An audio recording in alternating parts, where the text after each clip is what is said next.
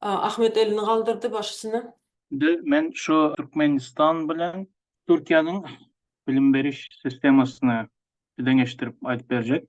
Ütkeşiklerini, tapawdyny. Sereden Türkmenistanda institutda okak görmedim men.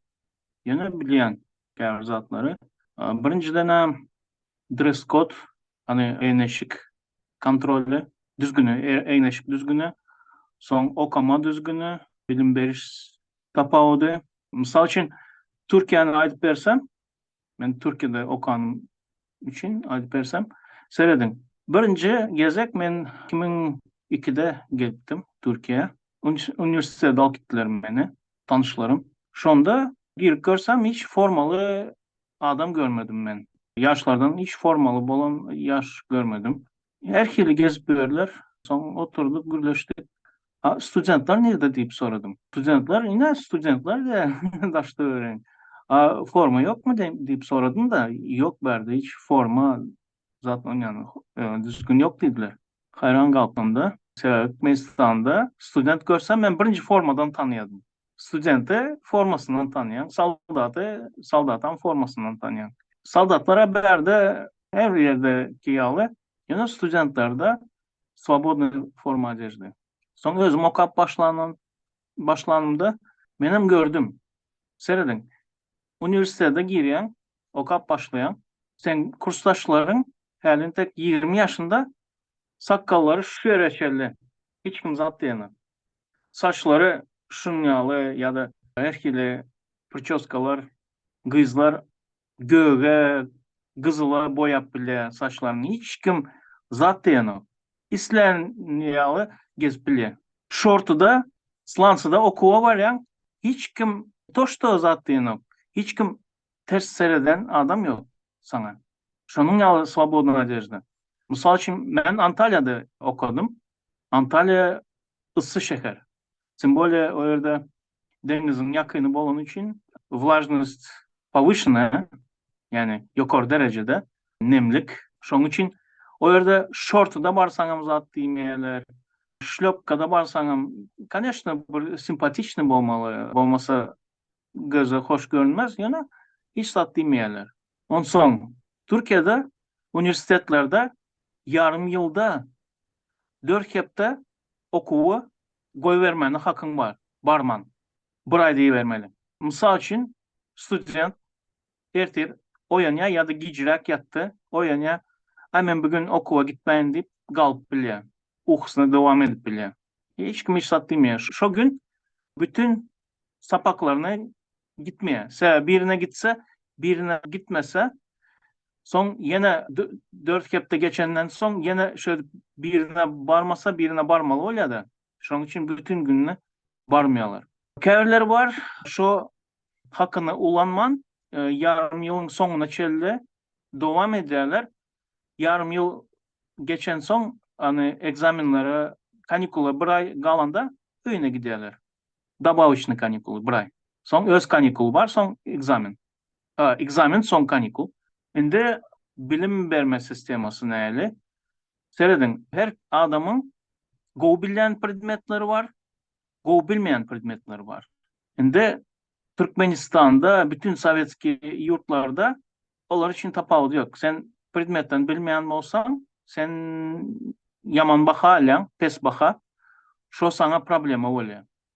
Türkiýede bolsa, sen gowy bilen predmetiň bilen, gowy bilmeýän predmetiň bahasyny popolňat edip bilýän. Yani bir predmetden yaman alsaň, ýöne başga predmetden gowy baha alsaň, şo doldurýar seniň dolu bermeli bahalaryny. Şonuň üçin o ýerde bu sistemada okuwçylar gowy bilýän predmetine köprek üns berýärler. Ondan soň oku tölemelisi. Mysal üçin men Gosdarственный üniversitede okudum. Antalya'da, Akdeniz. Meniň töleme ücretim ýyllyk $50 ýakyndy. Kymmatdaldy. Ýöne girmesi birazjyk agyrakdy. Köprek bal isleýär girmek üçin. Köprek balyň bolmaly. Giren soň berde hiç okudan atmak yok. Men giremde yoktu. Ondan soň 7 ýyl limit etdiler. Ýöne men şo wagt girenim üçin Bana şu giren vaktimdaki pravelalar geçerdi. Atmayalar okuldan. Misal için bir yıl geçirsen, Türkmenistan'a gittin, gelmedin, hiç kim hiç sattı yok sana. Son bir yıldan son gelen, okulunu töleyen, devam eden.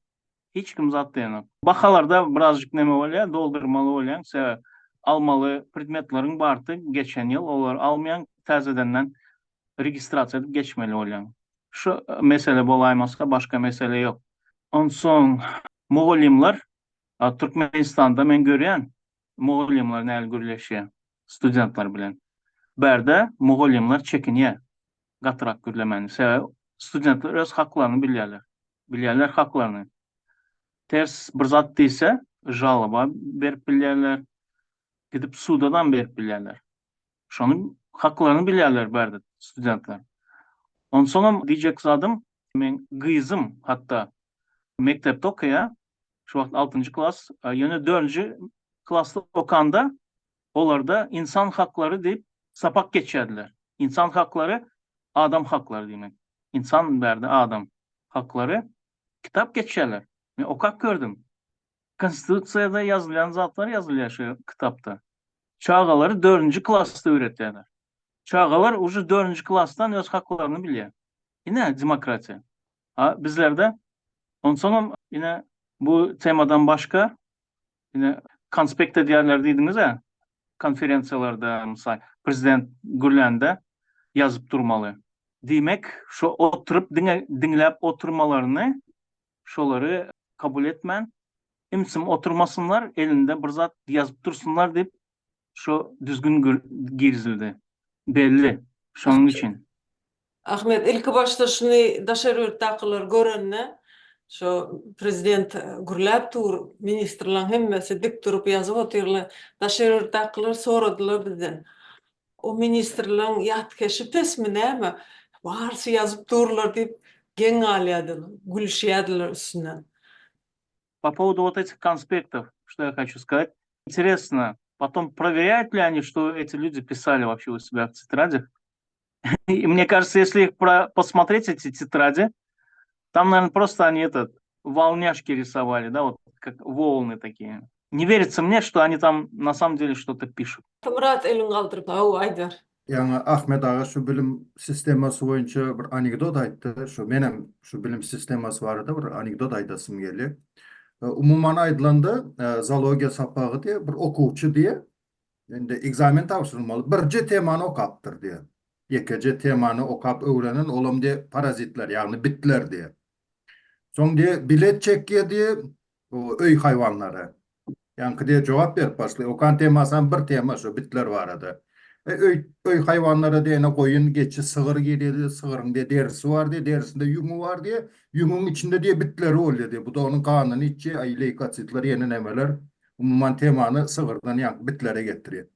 Dur diye başka bilet çek diye bu cevabını kanaatlanamız ok bolýar. Yırtıcı hayvanlar diye indik bilette. O yankı gurrun verip başlay, ana tilki, şagal, möcek, ova yırtıcı hayvanlar.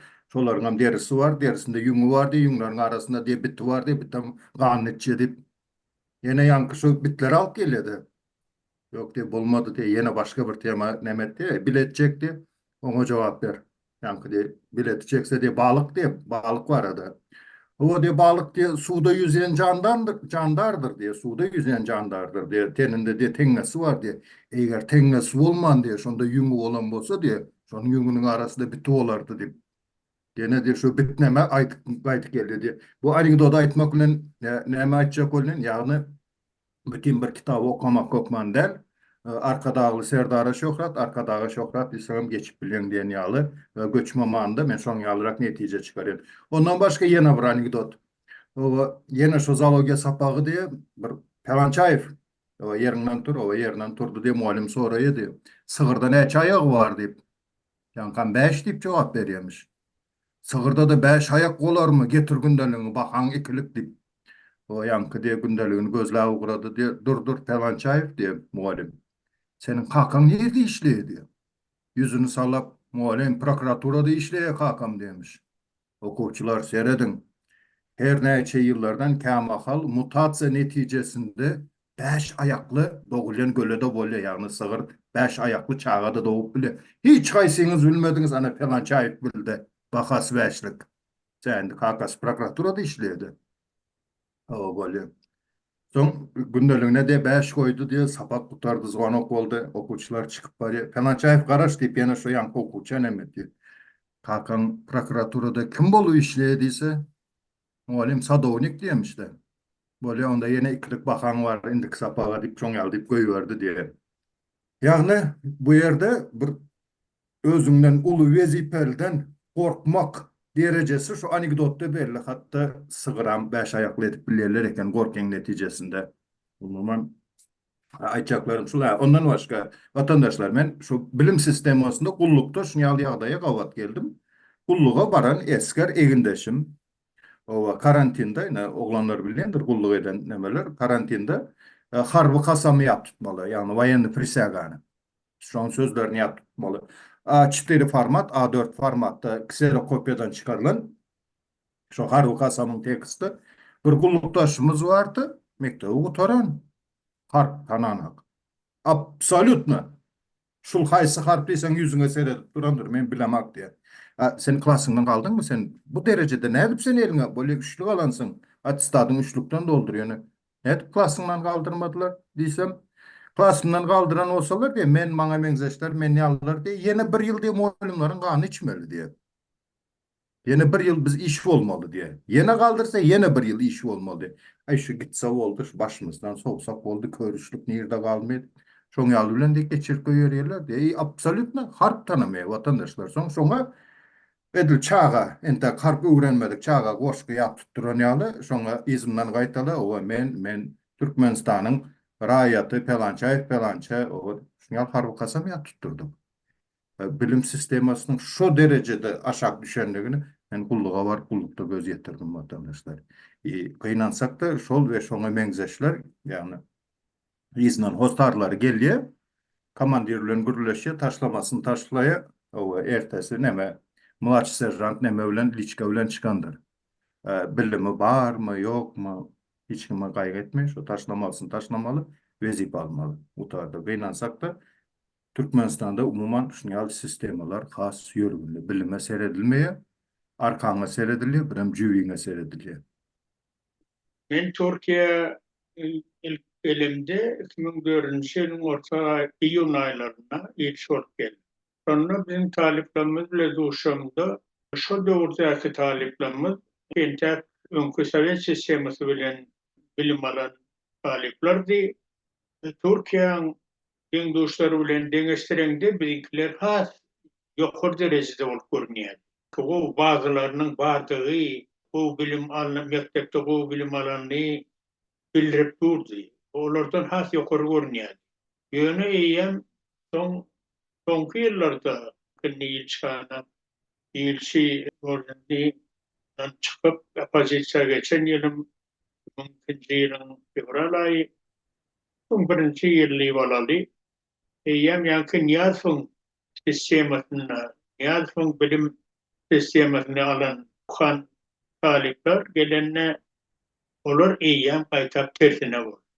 Bir ýerde eýem Türk talipleri, Türk deňdoşlary bizimkilerden has ýokary bilimli, ýokary akylly.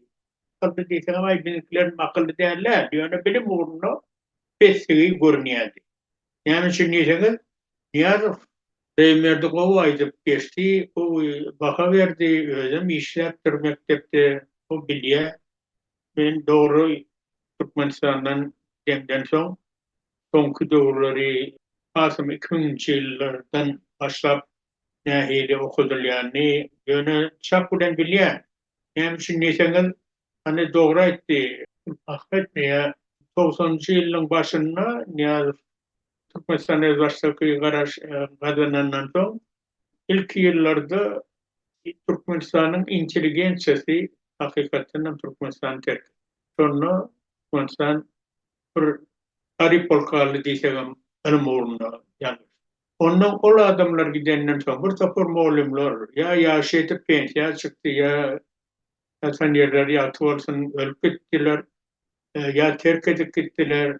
Soňky bilim alan yetişen muallim olup işleyenler olar näme akyl berebiler. 2 yılla sen üniversitede nähili bilim alabilirdin. Nähili spesialist bolabilirdin. Ne şu dereceye getir. Bir doğru etti Samrat. Bir de akıllı adımlar gerekir, bir de yani boyuna giyenler gerekti. Hakikaten hem şeyliydi. Bu anekdot üstünde mene bir anekdot vardı. Muallim yankı okucudan soruyor. Samrat, iki baştan ne açı oluyor? Diyor ki ya yanlış oturdu. Ahmet sen ait diye, 5 diye, yok kendim yanlış. Murat sen ait diye. Muallim ne açı gerek diye. İnha görüyorsunuz mu doğru cevap verdi diye.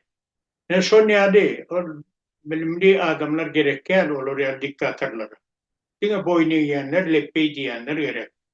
Yöne kıynansam yurdun bilimsiz olsa yurdun dağılmak bilen olur. Onun için bu ulu yanlış. İlk yıllarda Orta Asya devletleri öz başta olup tayyuzlarından sonra Avrupa devletleri limit verip vurdular. Mesela Türkmenistan'a Germaniya veriyor 10 yer. Biz öz multunu okutsak, İsa söylemelem der, okusamız iyi verin özlemelemizi, okutçuluğumuzu okusalar oluyor deyip. Sonra el başka devletlere. Sonra Niyazi vermedi hiç. Esasen başta. Şu limiti özbekler iki yıl bilen gafırdı vardı. Bize vereyim şu limitler koymasın. Ne olur akıllı hareket ettiler. Olur biliyor. Neyse şu yaşlanmadı bilimli etsek, okutsak, sonuçta devlete peyda oldu. Yani bizimkiler görüyorsunuz tersini etkiler. Dine mankurt olsun niye? Yani mankurt bilen sen de aşağı gitmezsin. Teknolojiler yok, tedadatlar girdiler yok, ondan nereye gidecek? Yani ne de olsa, ne söylenen son, Remerdi tapavdu yok değilse de ne de olsa az olup tapavdu var. Ne de olsa 2 yıllık üniversitelerde ön kıymetine geldi. Yani kıynansağım kadrlar, muallim kadrları gitti. Önkü bilimli adamlar, beyazı yetişenler, yaman pes derecede onun için bir akıllı okuduk bilen oklar, onun için çıkayan medisin uğrundan alıp görsek, beyaz doktorlar, çünkü medisin işleyenler hepsi hiç yakınlanam tetelini an bilen ok. Sonra karşına eğilip hareket etmediğinden doğru hareketler edebilen oklar. Adamlar bir elementar ne edilen dağıtlar edilse yaşayacak, şol adamlar yaşarmayan ölüp gidenler adlar. Yine şu bilimin yeten derecesi. Ondan o oku meselesine ayttım. Ne öldüğün dostlarımız Türkiye'de biznesmenler olsun, ya olmasa hükümet işgärleri olsun, tuşyadık da. Riyomlarda olya ya yönü, yunaklarda olya ya Amerikalarda. Tuşyan gurrundan gurrun çıkıyor. Ay tarihten ay doğruyan. Ne tarihi uğrundan üniversitede oturdum diyor. O tarih uğruna oturamak. Ona ne için sen tutakları bilen? Ya bir medeniyet uğrundan ya ta uğrundan gurrundan gurrun çıkıyor olan. Ay doğruyan olan olur. Yukarı bilimli adamlar yani onunki bir uski profil. Öz uğrundan olur yukarı derecede bilimli. Yani her bir adam eylak etsen eyyam ol adam ki yukarı bilimli diyer yani. Ne tapavudi diyecek olyanlar. Çünkü bilim alan sistemasında alan bilimlerimiz doğrudan rahatlanmaz. Çünkü doğrudaki yer bile gök yer tapavudi. Ne kıyıska men ayşak olyanmış. Doğru, has giň hemme taraplayın bilim berilirdi. Ozal. Tanrı yakasın, gızıklı gürün verdiniz, Nurhayat Çariç, Rozbay başısına. Sağ olun. Türkmenistan'da bilim sisteması has doğrusunu açsam elbette belli bir derecede onlar yaram değil yani belli bir derecede çöktü diysegen bolya yani. Sebebi belli bir derecede çökmesinin sebebi yani şol başta hemmenizin baştan Niyazov dövründen misal aldığınızda şol Niyazov dövründen misal aldığınızda şol Türkmenistan şol dövrlerde şu özünün garaşsızlığını alandan soň düýük götür Türkmenistan özünün bir sistemasyny kabul etmek zorunda kaldı yani. Ähli pudakda şol sanda ozaly bilen budakların en başında şol bilim gelýär. Nähili nämessek hem şol bilim bolmaly da şo bilimsiz bir pudagy öğrediben bolanyk, işlediben bolanyk. Şoňa bir gözekçilik kontrol ediben bolanyk. Elbette bilim pudagynda şol bilim siýasatyny, bilim programmasyny ütkendenden soň şol bilim programmasynyň içerisinde kabul edip alandan soň şoň içerisinde hökmany suratda nämen goşdy bilim siýasaty, bilim siyasi programması diye de. Şu taýda şunu göz öňüne getirelim. Biz sadece bilimi diňe bir bilim programmasından diýip pikir etsek elbette bir tarapdan doğru olsa beýreki bir tarapdan ýalňyş. Emma bunun içerisinde siyasi sözünü veya siyasat sözünü koşan olsa diýmek şu hökman suratda Türkmenistanyň bilim programmasının içerisinde siyasat boljagy göz görteli görünüp dur. Yani mälim bolup dur hemme kime.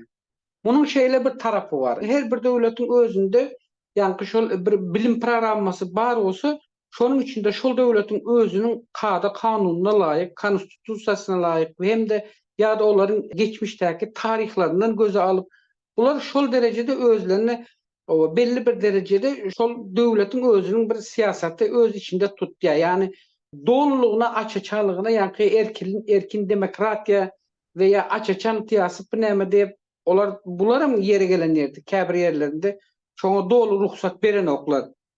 Gürlemene ruhsat berýär. Dogry häzirki döwürde meselem teknologiýanyň ösmesi esasında häzirki zaman teknologiýanyň ösmesi esasında daşar ýurtlarda elbette ýokary derejeli bilim hünärmenleri köpeli uğradı ya bilim hünärlerini köpeldip başladılar. Elbette Türkmenistanda bu az olmasının sebebi yine bir tarafı var. Çünkü Türkmenistanda sol derecede häzirki ýaşlary veya esasen hem şol Niyazov döwründen başladı. Yani şol Niyazov döwründe başlandı hem ruhnama girizildi de başladı.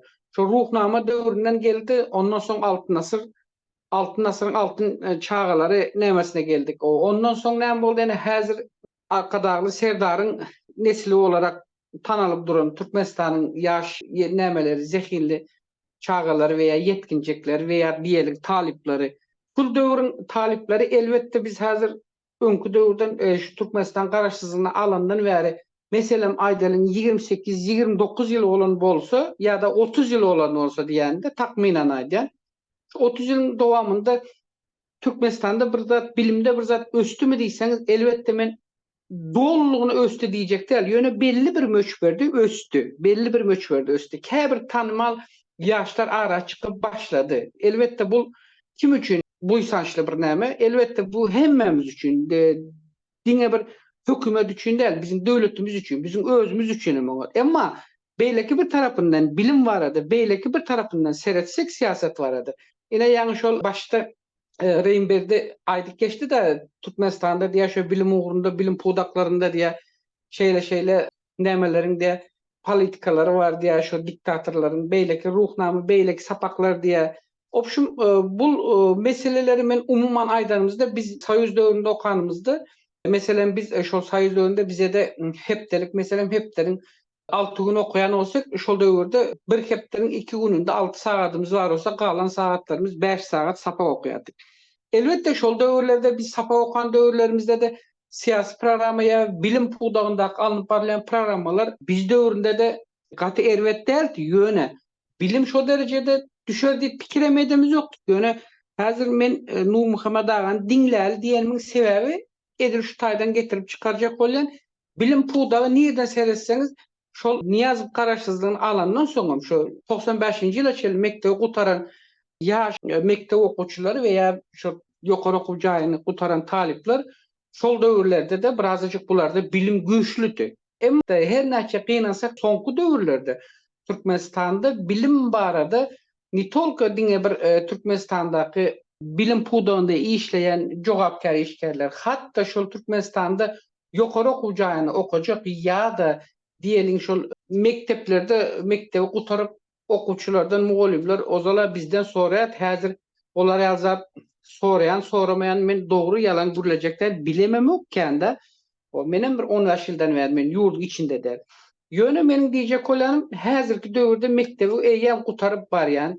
o ýaşlar okuwa girmek höwesi barmy diýsen şolar özlerinde ýa şolaryň bir hünäre eýe bolmak niýeti barmy diýsen Olaryň niýeti ýok, açaçan. Olardan niyet bir jogap alyp bilýän. Näme sen hünär saýlajak däl, näme sen ýokary okujaýyn, okajak däl, näme okamaýan diýsen, näme diýär? Puluň bolmasa seni kim alýar diýär, ýokary okujaýyn diýär. Görýäňiz näme? Çağanyň beýnine nämesin diýýäm. Şu taýda ýokary derejede eýýäm çaga mektepde okan ýürenlerinde eýýäm ol çaga hünäri bir kenara goýalyň. Ya ol özüne bir ýokary okujaýyny saýlamagy da ya geljegini de bir kenara goýalyň. Ol çaga näme kellesinde pul var. Şol viziatka var. Şo viziatkany tapsam men okap bilýän, bolmasa da meniň şo pulum meniň özümde bolsa, men durmuşum gowy ýaşaşdy geçirip bilýän diýip düşünje edýär. Bu birinci tarapy. İkinci bir tarapy. Häzirki döwürde serediň. Şu men ýaňy ýakynda hatda gerek bolsa size bir şu Kronika Türkmenistanyň bir näçe sahypasynda çykdy. Hatda Azatlygyň bir sahypasynda Türkmenistandaky şu okuwçylar barada ya bilimli nämeler barada bir näçe maglumatlar çap edip durda. Türkmenistanda ýa mektepde ýa özleriňiz hem bellek geçdiňiz.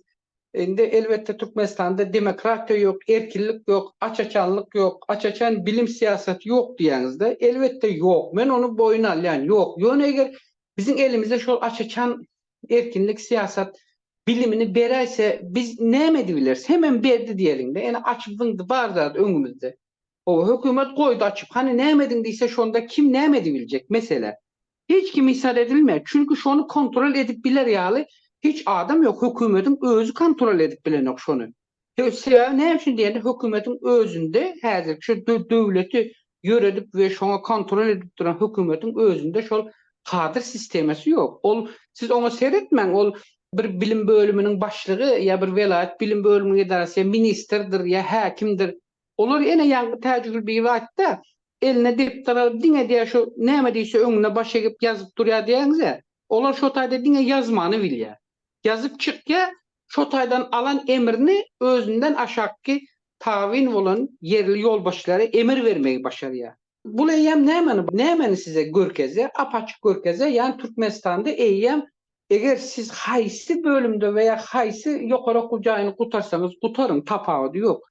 Siz şol Türkmenistanyň şol ýokary okujaýyny gutaryp eger siz şol döwletde işlejek bolsaňyz, siz şol adama özüňiz tawin olma razı bolup barýaňyz we siz hem özüňizden aşakki özüňizde tawin bolan jogapkar adamlary tawin etmek üçin siz şo pudaklarda işlemeye razı bolýaňyz. Bu ikinci tarapy. Üçüncü bir tarapy var. Bilim pudagynda veya bilim siyasatında, bilim programmasında ähli ýerde häzir ornaşdyrylan şu paraxorluk, viziatka diýilen zady esasy bir tarapyny, yani biz hökümetin üstüne atýas, elbette hökümetin günäsi var. Näme üçin diýende hökümet kontrol eden ok. Sen olaryň öz içindäki şol hökümetin öz içindäki bürokratlaryň öz çağalary ýokary okujaýlaryny gutarýar. O ýokary okujaýyny gutarandan soň olaryň özleri şolar ýaly yerlerde şol viziatkany ýanky şol islendik bir pudakda bolsun tapawdy ýok, diňe bilimde de nirde bolsam şolar şol siyaseti ýöredýärler. Şol çünkü şolar şonu ýöretmese bolanok. Sebäbi bolanok. Olar näme diýseňiz şolar eýem şu ýanky berme öwrenişen näme bolýar-da bir belli bir gatlak bolup çykýar. Şu jemgyýetde belli bir gatlak çykdy, döredi şol Türkmenistanda. Muny apaçyk aýtmamız gerek. Dördüncü bir tarapy var. Biz özümüz çağany mektep ýaşyndan başlap mektepde ene häzir hemmeňizden bilýäňiz. Ene şu Türkiýede işläp duran käbir enatalar siz özleriňizden gowy bilýäňiz. O şu aylyk alan mahalyňyz öýüňizde maşgalaňyzda pul uradýaňyz, şu pulun ýanynda hökmany suratda ýanky näme uradýaňyz, gowy eýneşikler, gowy materiallar goýberýäňiz çağalara. Bolýa goýberin, ol giyindirmek, iýdirmek, içirmek, ol onun hem çağanyň hem öz hakkı hem sizin enatalyk borcunuz hem sizin hakkınız var. Ýöne belli bir derecede. Siz şol zatlary özüňizden diňe bir bilim pudagynda ya mektepde ya barıp ýokary okujaýynda okayan çağam eýtmeldi, beýtdi diýip onu başka bir näme üstüne atmalydy.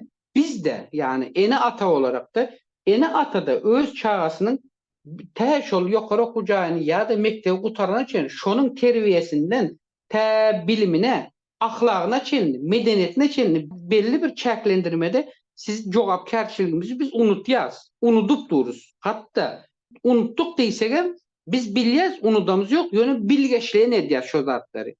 Ine ýa Atamurat näme diýdi?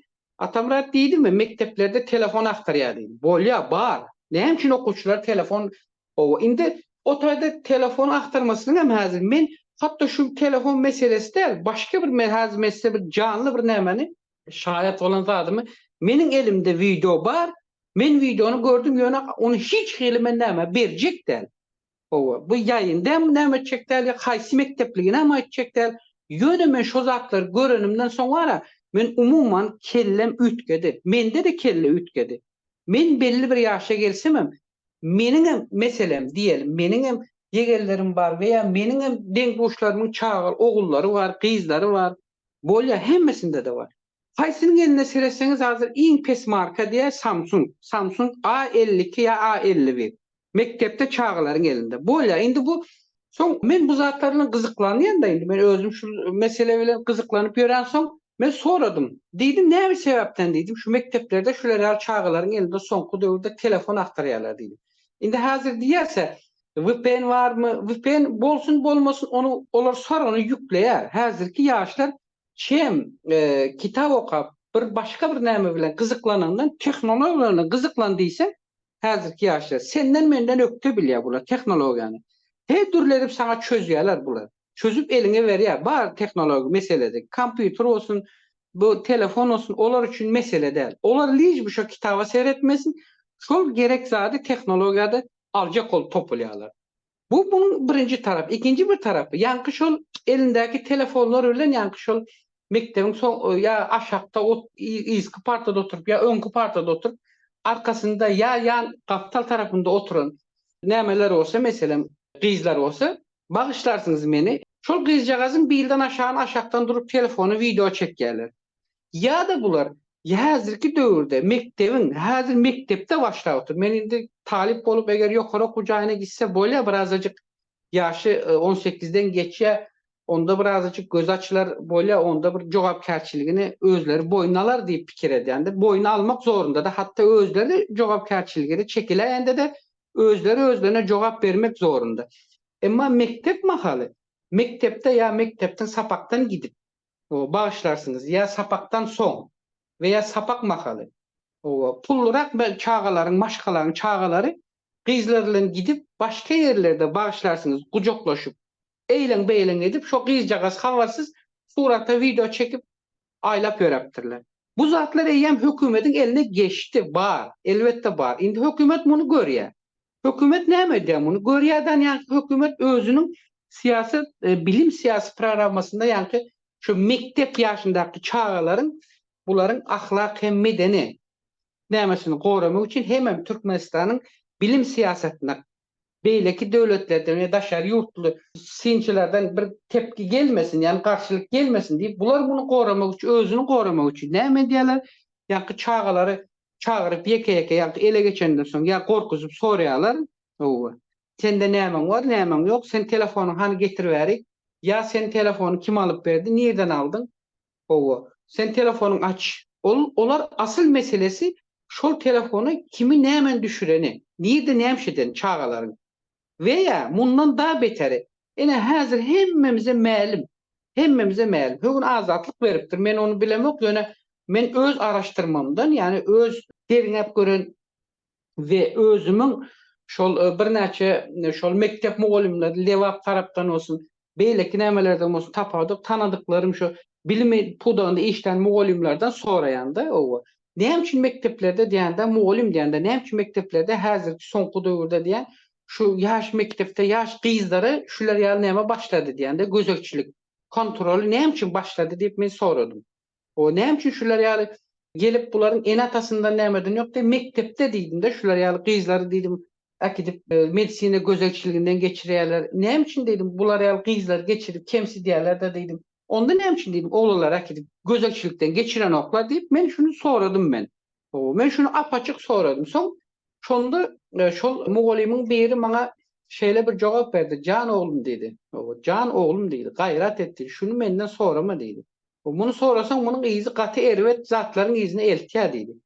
Soň men näme üçin dep, näme üçin eltýär dep soradym da.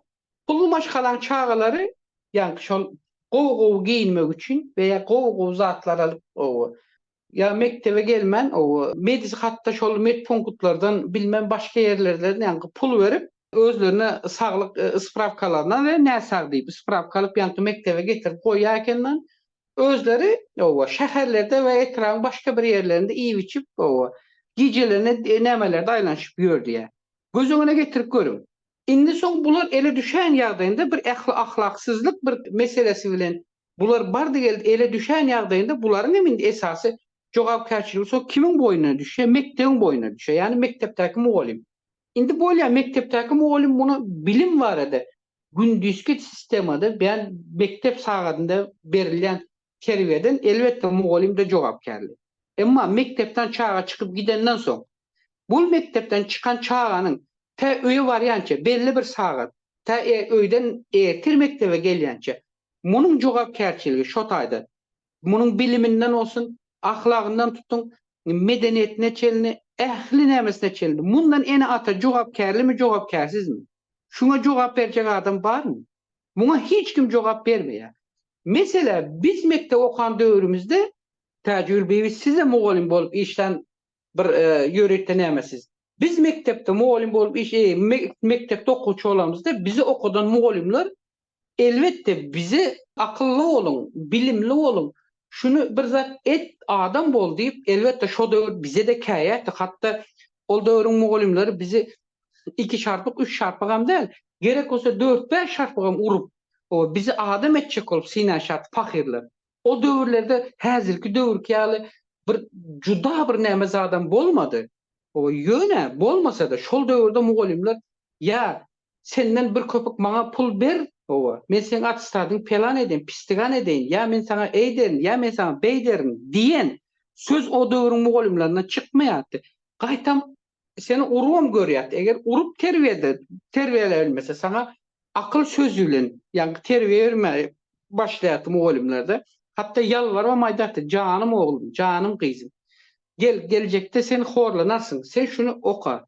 Sen şundan bir hünermen ol. Sen şunu eyle et, sen şunu beyle et diýip ýalvarmaýdyr. Emma şol döwürdeki okudan mugallimlaryň häzir men size aýdaýyn, eger bary ýogy şu mektepde ya bilim sistemesi bilim ulgamynda galan olsa, eger diýelim galan olsa bir 3% ya 5%.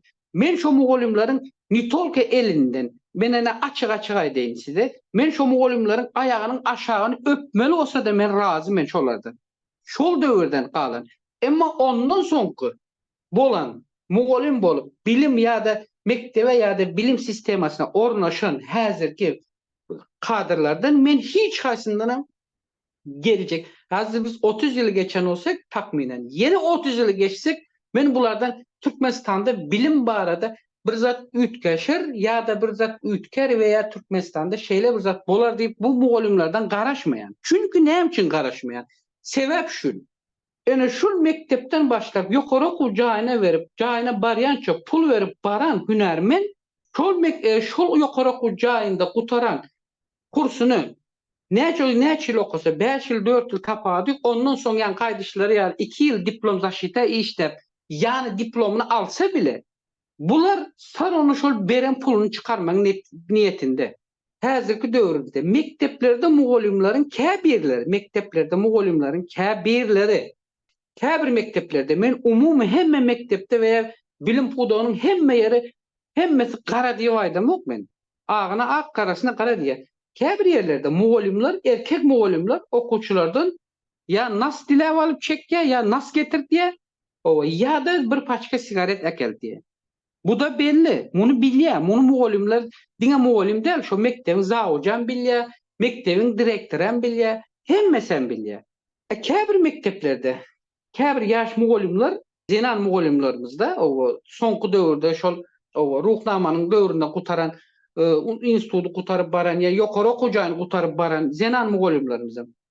Sebäbi olaryň hem gözi häzir, kän bilimde däl, olaryň hem gözi häzir şol ýan gaýdyşmagy, baýlygy, başga bir zatlara öwrüldi. Nämemiş gowja material, ene sen menden çäreklik aljak bolsaň, özü gönümel aýdyp bilmese, şol okuwçy bilen gönümel bir gatnaşyk gurup bilmeýän bolsa, başga bir çereska birleriň üstü bilen O koca material koysan, bolya sen üçlük koysan, men seni dörtlük eden ya beşlik eden. Yetiriyor yani. Bu muallimlerin şu derece gelmesine de şular yalı paraxor bilimde kadrların emele gelmesine de yankı belirler geçişim yani kıynansak da bizim özümüzün elimiz var. Ne için? Biz veriyoruz çağa şu pulu. Biz çağa için şu işler edi otuyoruz. Sebep biz çağımızın geleceğini oylanamız. Biz fikir edeceğiz. Ay men giyip bilmedim, iyip bilmedim, okap bilmedim. Koy benim çağım etsin. Bilyen sen çağın etsin. Sen bu dünyada ne için malın olsa da sen şu çağların geleceği için edersin. Bu dünyada kağlar senin bar toplanın. Yöne sen çağını adam şekli, adam hatarında bilimle adam etmek için akıllı, terbiyeli, iyiliğine, gününe, milletine, vatanına vefalı, hünermen kadir edip sayılacak olsa şol çağının sen ölününe çeli, şu çağı senin gözünde, çağı hükümünde görünen olsa şondan sen cevapkar. Sen maşkala, ene ata sen şu çağıdan cevapkar. Biz bunu etmeyiz. Ne için? Hazır mesela ben bugün arada bir nemettim. Eyyem mekteplerde hazır seyredin. Sonkucan gelip otur. Sonkucan nemesi bol otur da kızgalanı gelip dur. Eyyem kabir mekteplerden ene şu Türkiye'dekiler bilye. Öyle susup dururlar. Hemmesi. Susup dur. Aydası gelen yok. Ay, kaçan da berenden son bu prosesler kutarandan sonra ondan sonra bağırıyorlar. Hem mesela bizde ene mekteplerde eğlen, mektepte beylen. Hazır mekteplerde şu atestadı almak için. Hemmesini beşlik edip almak için veya dörtlük, üçlük koydurman almak için göz önüne getiriyorum. $1,500,000'dan $2,000 için. Kımmat baka en son materyaller Türkiye'de satılan materyal. Tureski materyal değil. Soğuğa dedip iyi veren enatalar var.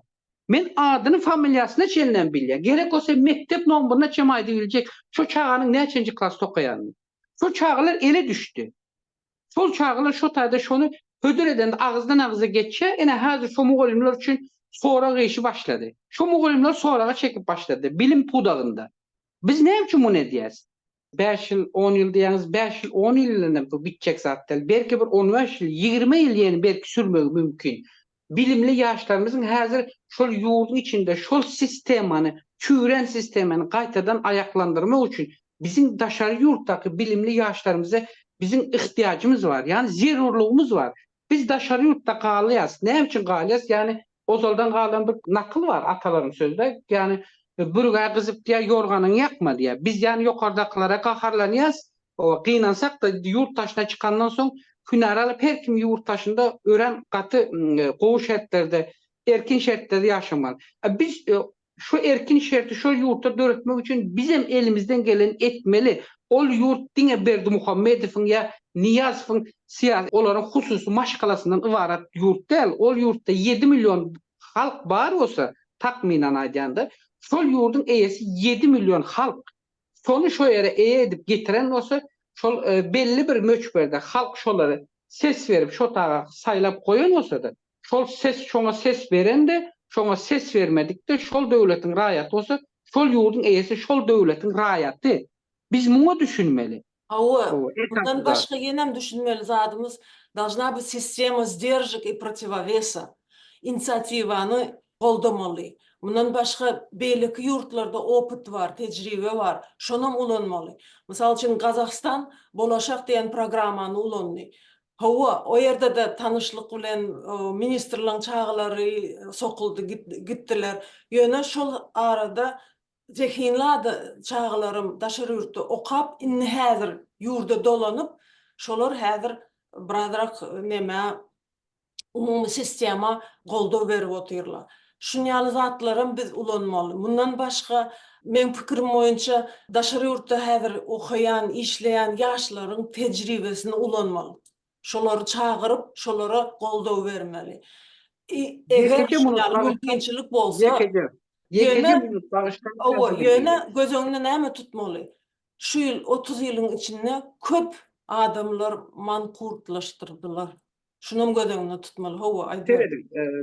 Aydanızdan dolu olalaşan, %100 olalaşan yöne şol mankurtlaştırdı adamların özleri, biz özümüzü mankurtlaştırmamak için belli bir çeklendirmede özümüz tutmalı, her iş etmeli, tutmalı. Eğer biz birbirimize kızıp mankurtlaşıp başlasak O yurtun içinde son dargamak yaman gatansat. Emma yurdu kurmak kıyın. Yurdun sistemasını getirmek ansat değil. Bunu hemmeniz katı qoğu bilýäňiz. Resmi bürokrat adamlar qoğu bilýär. Ýöne seredin. Yani men atamra da aýtdy. Bilegi güýçlü diye bir adam ýykar, bilimi güýçlü diye müň adam ýykar diye. Ozaldan galan yine bir nakıl var. Bilimli ozar, bilimsiz pozar. Bizim yurdun başında şu makal. Eğer şu başındaki duran mesele bilimsizle öz bilimli emma bilgeçleyin bilimsizlik hareketini ediyor. Siyasetin içerisinde alıp barayan siyasetinde hissat bilmedik yağlı veya hissattan ne eldiysen bir soğuk sala yağlı. Yani öz behbidi için hareket ediyor.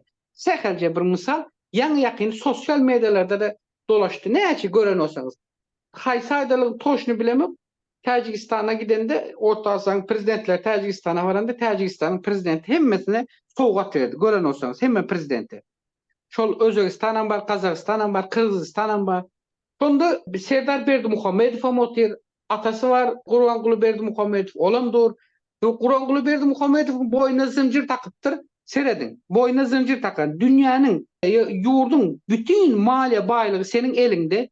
Bütün güç senin elinde. Sen şol boynuna takılan altın zincir mi veya brilliant zincir mi bilemek onu göz açlık edip sen şonu bütün dünyanın yani medyasını haber ver serişte medyasının önünde näme diye oğluna seyredin. Nukak krasiva da diye. Seyredin. Eğer bir yurdun başında duran bir näme diyen yine biz onu bağışlan beni de hatta halk olarak biz onu yine näme ettik. Türkmenistan'ın meclisinin näme yaşlısı mı? Baş parlamentin nämesi mi? Şonu demem seçtik şonu. Eğer şu adam şöylece gelip her işinde aklı başı yerinde değerli hareket ediyorsa gözü maldan, baylıktan doymadı. Barıp şol yurttan uçuyor krasiva da o näme diýmek? Yuh yerini tapıptır da. Gelin Meryem de hormat verelim. Hemmenize hayırlı akşamlar olsun. Ben burada Rozmurat arkadaşımızın çok geplerine katılaman, çok gepine katılmayman. Birinciden biz özümüz en atamız vardı ki üstümüzde durduğu zaman bizi okuma mecbur etti. Benim özüm iki beçeme Dursultan bilen babacanı üstünde durup okatım. İkisi 60 okadı. 5. klas açarlı Dursultan 3. klas açarlı oğlum. Ondan sonra benim gücüm yetmedi. Ama ikisi de 60 okadı. Kiçkin oğlum. Yani ben terbiye verebilmedim. Kiçkin oğlum hiç zaten bilmedi. Hazır ben telefon açamam. Sabah 9 bizlerde 9 orada 11-12 oğlum gelipti ya işe giden. Niçin? Okula gidesim gelmedi. Nime sebepten? Gitmişler. Nime sebepten? Muallim bana arz ededi. Mektepte kızlar yok emmeci yeri olup oldu. Kitap yok. Nime okuyayım? Doğru. Kitap olmasa okuyucu kalmak okasın. Sonra Serdar Berdimuhamedov sen 12 seneye getirdin. Ama 12 seneye getirme. Sen 10 seneye getir. Çağalarımız bilimli olsun. Formatlı enatalar. Hemmenize seslenemem. Hayır. Gelecekki nesillerimiz bizim hepsi bir benim çağım değil. Hepsinizin hem çağınız bilimsiz, terbiyesiz yetişiyor oturan. Bizim yaşımızdakiler bizler ölüp gidermiz. Ama gelecekki bizler nesillerimiz hiçbir zaten nimesi gelen yok. Beçilerimizin. Bizzat elinden gelmedi. Telefon, birbirimizden kalmagalı deyip telefon alıveremiz. Egin başı alıveremiz. Birbirinden nimetmesin. Ama bize terbiyesini verebilmedik. Çağalarımızın terbiyesini verebilmedik. Böyle en atalar günahkar değil. En ataları mecburu dışarı yurda çıkaran bizim başbakanımız Berdimuhamedovlar günahkar. Biz en atalar olup çağalarımızın üstünde duran olsak bizim çağalarımız bilimli de olardı. Biz de çağalarımıza insan gibi terbiye verip yetiştirerdik. Doğru. Benim şu daşarı ne için çıkmalı oldum. Görsem yıldan bilim sisteması darhap başladı. Çağılamam yetişti 9. 10. klas. Her yıl institutda gelen okuyucuları seyretsem bilimi her yıldan yıla peselip başladı. Şu sebeple vaktlayın çıktım çağılamam okuv vereyim deyip biledimim var, qaytışın biledim, tuda обратно. Şunyaly Niyazyň döwrüne başlandy. Ýanky aýtdylar, bize akıllı adam gerek däl diýip şunyaly siýasat alınıp baryldy. Şu ýerde bir nemäni dogrusyny dogry aýtmaly. Türkmenliň köp ulama çağılary nemeden aklar. Biz Aşgabatda ösensoň rus mektepde okan en atalary alyan aýlygynyň ujundan hökmen çağasyna dil öwrenmäge kurslary ugry diýdiler. Pianino beýle kyzatlary hökmen şonu edýärler. Howa olan çağasy 1-2 ana durdiň maşgalatyna 10 çağa, bizinkide 6-8 çağa. Elbette on ýaly mümkinçilik hiç kimde ýokdy. Size de şonu ýalydyr. Şoň üçin belki umumy ideologiýa geçirilenine şunyaly gurrunlar etmeli, görkezmeli, aýtmaly, çağalaň gelejegini üçin en atalary köpräk üns çekmeli, köpräk mümkinçilik tapmaly. Maşin saňa näme gerek? Eger şäherde ýaşaýan bolsaň, awtobusly gatna. Bizimkiler bolsa şo galyň diýe, maşin diýe, mebel diýe şoňa ýygnap, o hrustallary doldurup, o hrustallar en atam pahyrlar aýdýardylar. Bu hrustal şo bir ýer titreme üçin, bir ýer titreme bolansoň hemmesi döwülýär diýerdiler da. Näme üçin? Şonu ýaly dogry. Bizimkiler bolsa bir hili lupantavatsy diýen ýaly şo maşin bolsa men bay, men näme diýip Ýanky şoň üçindir. Bilmedim. Bagışla Meryem Gül menem goşuldum. yok, ýanky şu Meryem Gülüň aýdan zadyna men bir tarapdan ýanky aýtdym, men ılalaşan. Elbette ýurtda işsizlik durmuş hal ýagdaýy belli gatlaryň çağalar ýurtda gülala güllük han şöhratlyk içinde ýaşaýar dedim, belli bir gatlaryň adamy diýdim. Ýanky näme diýdim, belli bir gatlak el yeterli, el yetmesiz. Belli bir gatlak var dedim. Hiç el yetmesiz gatlak. Yani bu maşgala diýdim. İşsizlikden ýanky näme edip çağa eklemeli, heyip beýdip çağa eklemek üçin näme de ene şu Meryem Gül ýaly ýanky ýurtdaşyna çykma mejbur bolýar. İşi bolýa çykýar. Eyvallah. Allah razı olsun. Ýöne seredin indi. Häziremde öz bellekleşdi üstünde durdu. Men telefon açan okula gidesim gelen ok diýip diýär çağa. Elbette eger şu Meryem Gül şu taýda şol çağanyň üstünde bolan bolsa, ni tolga okula gitmek. Hadi bakalım şu kitabı okamasynty. Näderdi? Ata soğuk erkek soğuk sala seyretsem çağa. Ene hiç kaçan çağa soğuk sala seyretmeýär. Ene her zaman çağanyň niýesinde ayağına hatta bir diken bassa da ene şu çağa üçin can alıp canını verer. Her zat eder, onu bilýäňiz. O ýöne meniň diýjek bolýarym, ene şu zat var. Niýazyk döwründe halky 3 gatlaga böldüler. Niýazyk döwründe muny bölün Niýazyk aýtdy dämi? O bay gatlak bolar diýdi, orta gatlak bolar, ondan soňra garyp maşgala bolar diýdi. Muny aýtdy. Şol döwürde şu Niýazyk öz siýasaty bilen ılalaşmadyk adamlar, Niýazykyň siýasatyna boyun bolmadyk kadrlar, taýýar professional kadrlar näme etdiler? Ýurdu terk etdiler. Ýurdu terk etdiler. Bütün pudaktan gitdiler. Diňe bilimden däl. Ähli pudaktan ýurdu terk edip çykdy şo ýaşullar. Özüniň şahsiýet kultuny oturtmak üçin, şahsy propagandasyny alyp bardyrmak üçin şeýle hereketler etdiler. Biz häzirkiden olsa häzirkiden öňküsi şey etdi, häzirken onuň dowamyny beterine dowatýar. Onu bilýäs. O men bu taýda hökman bir ene çağasy zyňyp bar nämesen et diýip onu men günahkarlamy ýok. Ýöne niýde bolsagam.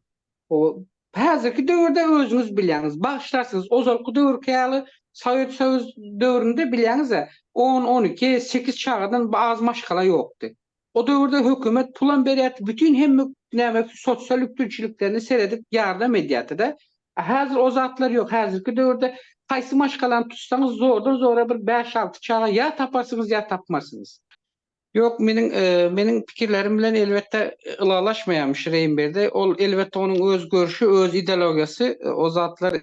Не, это нормально.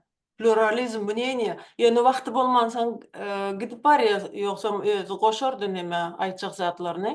Köp gürläp wagtyny alan ildeşlerim bar bolsa meni ozarlan bagışlansa men kän bu zatlara nerim çydanyp biz Doğru diýäňiz, Meryem Gül, Rozovay, Atamrat, Ahmet, hemmäňiz dogry diýäňiz. Etmeli işimiz kän, nesip bolsa, şo wagt gelige çaltyrak düşýärmi? Ýoksam onu etmek kyndan, wagt köp alar, yöne guramaçylyk işi gowy edip alınıp barylsa etmek bolýar. Menin canymı yan ýeri täjribi ene häzirki döwürde şol mektepde ýa-ni şol döwlet ýolbaşçylary gyzlara gat köpüni söýär diýene ýa-ni şol mektebi gutarmaka durmuşa kaçyp ýörärler bar. Ýa mektep döwründe ýam göwreli olan gyzjagazlara o gyzjagazy biz tez gözüne seretmeli däl. O gyz başga biriniň gyzy bolsa da şonu biz öz çağımız ýaly öz gözümizle seretmeli. Çağımızı sereden göz bilen seredip şonu anyklamaly da şonuň öňüni almaly. Onu bir enata däl, bütün halk olup öňüne almaly.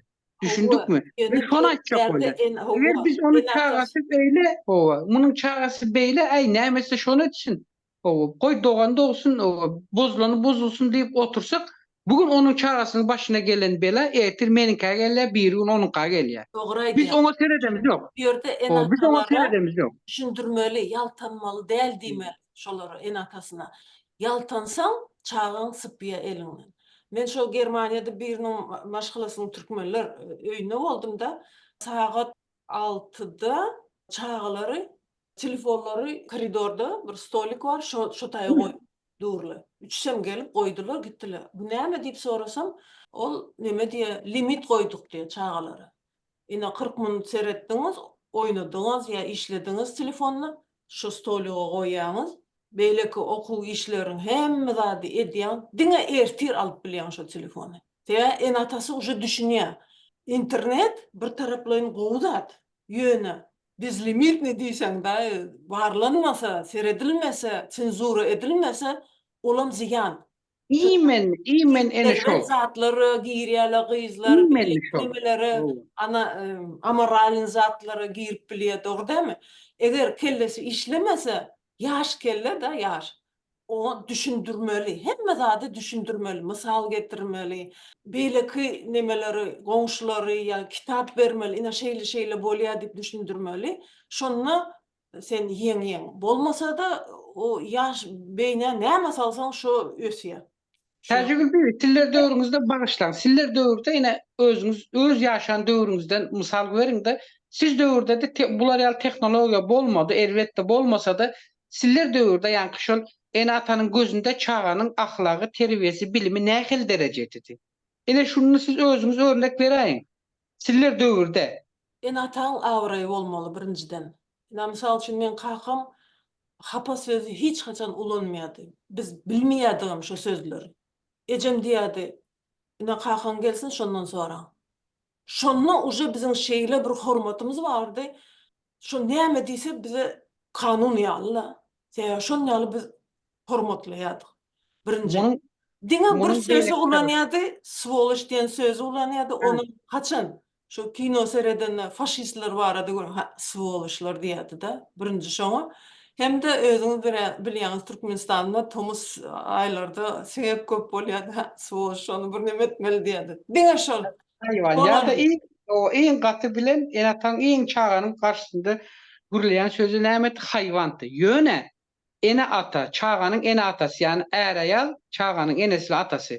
Çağanyň ýanynda gurrun hapa haýyş sözü agzyna alman, bir-biriniň ýüzüne oturan mahal, bir-biriniň ýüzüne seredende bular şo bir-birine seredýän hereketinden özleriniň näme diýjegini düşünşip aňlaýardylar, bilýärdiler. Emma häzirki döwürde gynansak da, häzir şu TikTok diýip bir bela çykypdyr. Men wara muny görsem nerim dawlenim öňküden beter galýar-da. Huda saklasın. Bütün milletinki bilden aşakta bilýän, bilden aşakta dursa, emma bizim milletinkiler näme ağzında aýlanyp ýör bu zatlar. Bilden aşağı ağzında. Hapa paýyş söz. Munyň erkegi de urkaşda cinsiyet aýyrmalymyza gerek ýok.